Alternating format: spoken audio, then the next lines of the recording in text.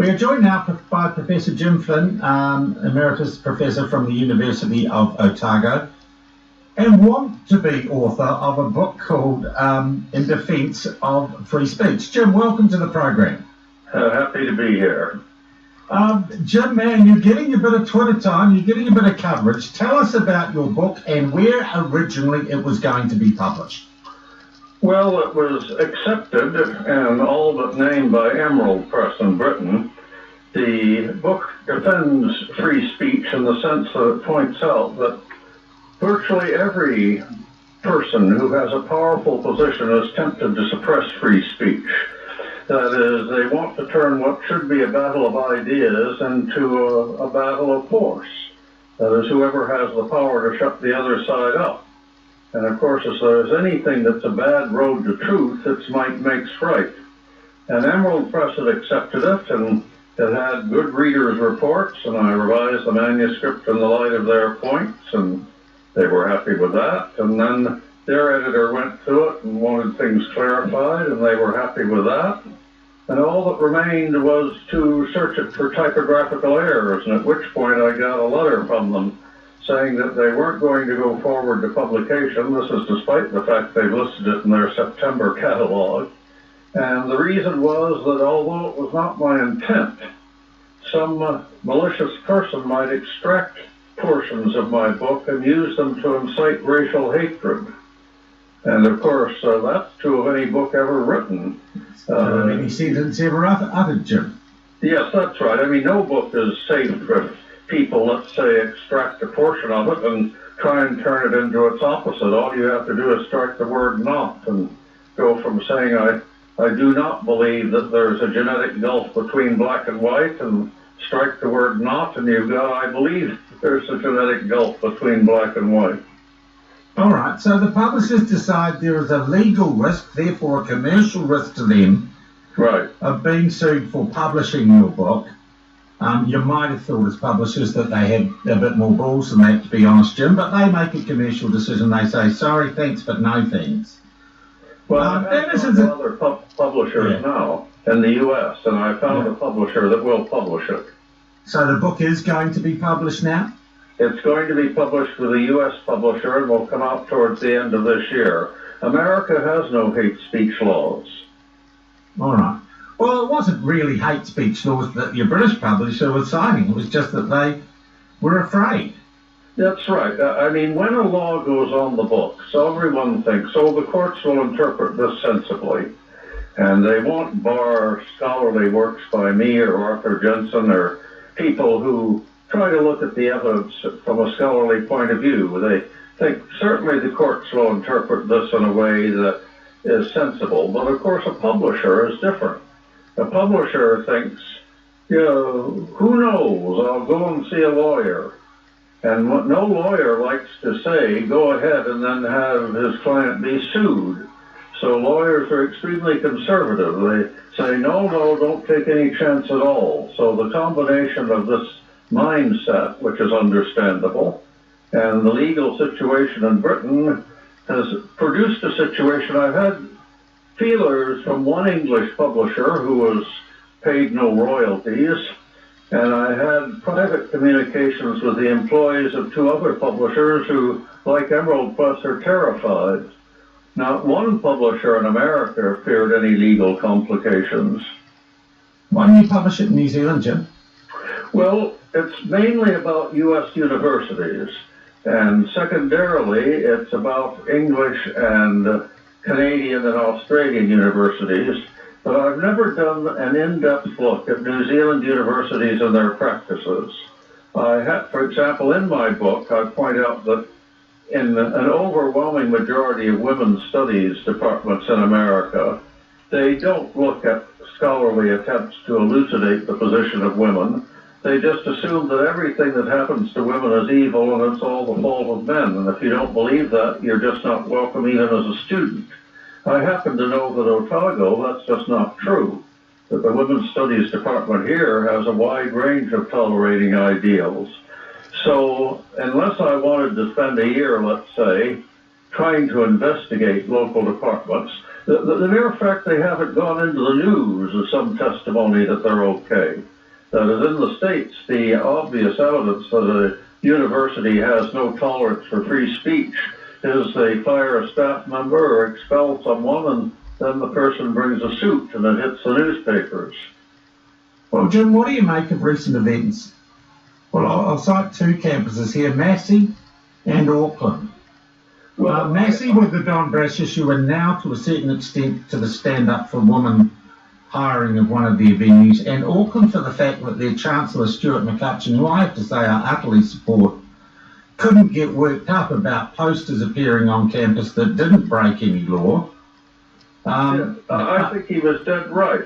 I mean, you know, if someone who believes in racism, I'm not sure what the piece of literature was, but let's assume that it argues that whites are superior to blacks and that we want New Zealand as a poppyhouse society, etc., etc.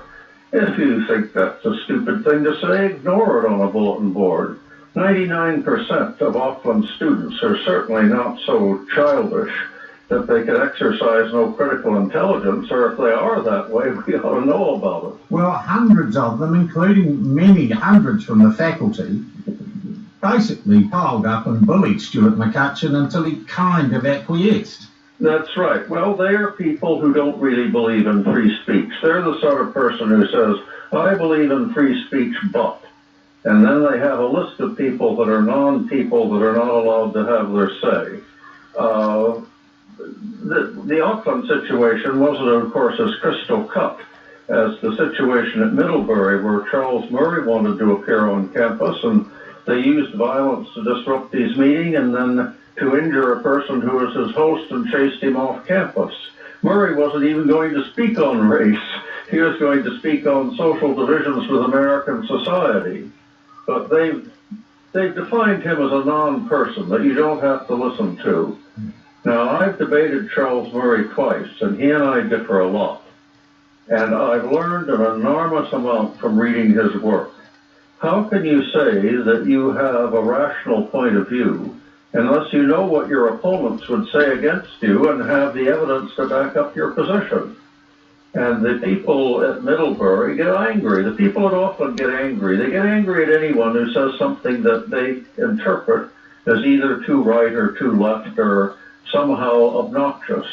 And they miss out on what free speech is all about. You read these people, rarely is a person who's a serious person not got at least one interesting point to make.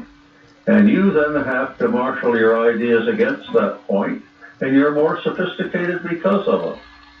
Jim, I love what you're saying, but it is so far away from trends in society, including New Zealand today. I mean, I don't know if you've looked on Twitter and Facebook about what is now being said about you, but it would be fair to be saying you are being piled on and being classified as a stale, pale male academic who's bleating on. You're a stale, pale male academic member of the patriarchy. This is the essence of racism, isn't it? Rather than dealing with person as an individual, you start classifying them by group. Why don't they add in that I'm an Irish American? You know, that maybe some people hate them too. Yeah. So this is why you've written the book about dangers to freedom of speech, or the debate around free speech in Britain and America. This, and I call it this cancer of self-censorship and deplatforming, is very much spreading in New Zealand, is it not? Well, I'm afraid so. One American head of a university, when he brought in a right-wing speaker, a student group brought him in. They have to be invited by a student group. And people got up in the air, and he said, what is all this about? I'm just letting him hire a class. I'm just letting him go to a classroom and give a talk. Anyone else who disagrees with him can hire a hall and give a contrary talk. He's not on campus to kill anyone or to insult anyone. He's going to give a talk for a position most students don't like. Why don't they stay home and study their chemistry? Jim, you came here, I think, in what, 64? 63, I came to Christchurch, and I moved down to Dunedin in 67. Okay, to get away from the United States? Yes, I was bounced twice because of my politics in America. This is what amuses me. The liberals today have no sense of history. That is, when the conservatives were in the driver's seat, they persecuted people like me, who probably is no different than a left-leaning member of the Labour Party, but they were convinced I must be a communist because, you know, communists are evil people and socialists, some of them sort of look like communists. So they chased me out of the States, and I came to New Zealand, and I've had a much better run in New Zealand. No one has tried to fire me here. But the message is, when the conservatives were in control, they were brutal. And I thought that the liberals who were objecting really believed in free speech. And now that the liberals are in control, they're equally brutal. Well, some might say more brutal, Jim. Some might say the left spend most of their time looking for traitors, while the right look for recruits. Yes, that may be true at present, but remember when I was young during the McCarthy period, the right was looking for traitors too. And they were quite happy to misclassify people as traitors just so they could shut them up. I mean, I was a socialist and I believed in free speech for everyone. Communists, the right wing, and I wasn't a traitor. I would have told anyone about my politics, but they couldn't resist the temptation. Communists were evil. Socialists believed in socializing the means of production, so they were crypto-communists. Liberals often were in favor of the welfare state, so they were sort of crypto-communists. So once these people get in control and can banish speech, they rarely stick to the original group that justified them. They go after anyone they disagree with. Jim, are we experiencing a new age of identitarian McCarthyism? Well, it's a funny thing. You know, I study the history of IQ and intelligence, and I'm convinced that as people have become more rational, they're more morally sensitive, and there are more people today, and thank heaven for that, who are not anti-black and not anti-woman. And not anti-gay. And not anti-gay. And with this rise in sentiment that I agree with, there's also been a rise in ignorance. That is, fewer and fewer people read, fewer and fewer people know any history. And if you have people who feel deeply on moral matters and have no knowledge to defend themselves, you get a tendency for them to want to shut everyone up they disagree with. So I think it's an ironic situation. That is, the growth of moral sensitivity means people feel more strongly about these issues, and the growth of ignorance means that they're less able to give a rational defense. And the combination of the two can be lethal. Jim, have you read Douglas Murray's The Madness of Crowds? You don't mean Charles Murray? Sorry, Charles Murray, yeah, The Madness of Crowds, his new book. I haven't read it. He and I correspond. As I say, I've debated him twice, and we took opposing views on genes and race. But he's, by the way, a very nice man. He's one of the few people I trust that would really be civil libertarian and let both sides have a say. No, I haven't. Where do we go from here, Jim? And I suspect, I'm sorry, I have to say it, from what I have seen and the indicators I've seen about you simply telling your story about what had happened to your book and the vitriol I have seen piled on you by certain segments of the Twitter sphere in New Zealand and overseas, I suspect your book is going to cause quite the kerfuffle. I hope so. I'm doing all local interviews at present with people in Australia and New Zealand, but there are other people who've approached me in America and Britain, and I've said, wait until the book comes out and people can buy it and see what it's really all about, and raise a fuss then. That is, I'm hoping that people in America who are journalists in Britain and in Australasia too, when the book comes out, will read it and say in letters to the editor or articles or on their blogs, we've read this and this sure didn't deserve to be banned. Okay, was it banned though, Jim, or was it just a commercial decision? Oh, it's not banned in America. America is peculiar. The publishers are probably even more politicized than they are in Britain. But of course, the publishers are all over the political spectrum. You have right-wing publishers who only publish right-wing stuff, and liberal publishers who only publish liberal stuff. But it means an author can probably find a press somewhere on the spectrum that will publish him. So collectively, you have a better chance in America without the hate speech laws and the loose laws on libel. And it's not that the U.S. publishers believe in free speech. It's just that collectively, some ban left-wingers and some ban right-wingers, and you can usually locate someone who's sympathetic. Good on you, Jim. Hey, I thank you so much for your time today. Good luck with the book, and I'd say brace yourself for the storm that is coming.